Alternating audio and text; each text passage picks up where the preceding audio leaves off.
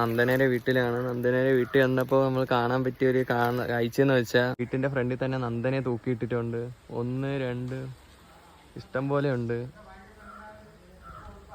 നന്ദന. നന്ദനെ വെള്ളം എടുത്ത് തരാൻ പോയി. നമ്മൾ കുറെ തുളസി പറിച്ച്. നന്ദനയുടെ പപ്പിക്കുട്ടിയാണ് കിടക്കുന്നത്.